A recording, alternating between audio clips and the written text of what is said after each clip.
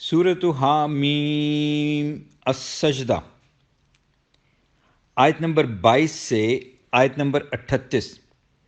औज़ुबिल्लाहि मिनश शैतानिर रजीम। बिस्मिल्लाहिर रहमानिर रहीम। और तुम गुनाह करते वक्त ये सोचकर पर्दा नहीं किया करते थे कि तुम्हारे कान और तुम्हारी आँखें और तुम्हारे चमड़े तुम्हारे खिलाफ गवाही देंगे, बल्कि तुम समझते थे कि बेशक अल्लाह तुम्हारे बहुत से एमाल को नहीं जानता जो तुम करते थे, और तुम्हारा यही गुमान जो तुमने अपने रब के बारे में किया, इसी ने तुम्हें हलाक किया। चुनाचा तुम खसारा पाने वालों में से हो गए। फिर अगर वो सब्र करें तो भी आग ही उनका ठिकाना है, और अगर वो माफ़ी मांगेंगे तो वो माफ़ किए गए लोगों में से ना होंगे। और हमने उनके कुछ बुरे हम नशीन मुकर्रर कर दिए, तो उन्होंने उनके अगले और पिछले तमाम एमाल खुशनुमा बनाकर उनको दिखाए।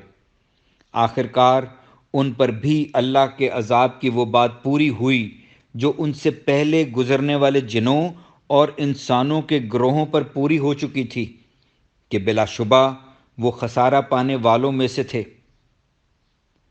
और काफिरों ने एक दूसरे से कहा, तुम इस कुरान को मत सुनो, और जब पढ़ा जाए तो शोर मचाओ ताकि तुम गालिब आ जाओ।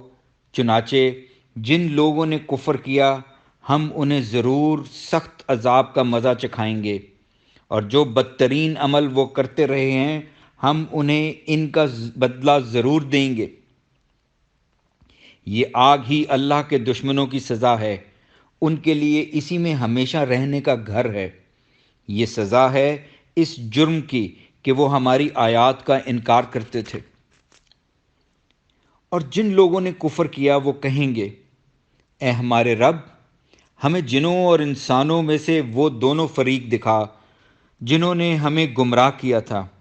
हम इन्हें अपने पांव तले रोंद डालें ताकि वो इंतहाई जलील व ख्वार लोगों में से हों।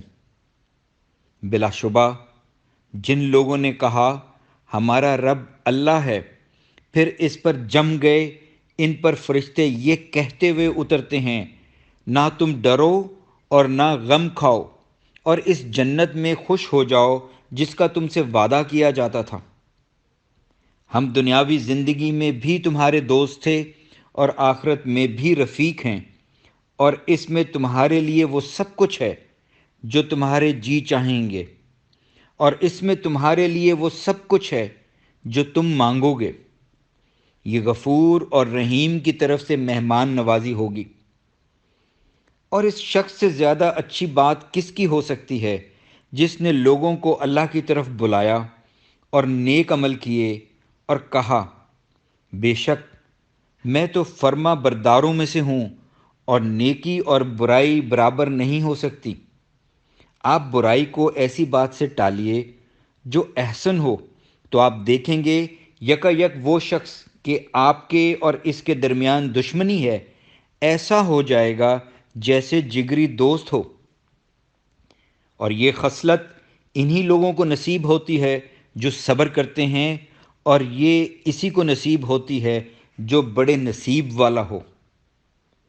और अगर आपको शैतान की तरफ से कोई वसवसा उभारे तो अल्लाह की पनाह मांगिए, यकीनन वो खूब सुनने वाला, खूब जानने वाला है।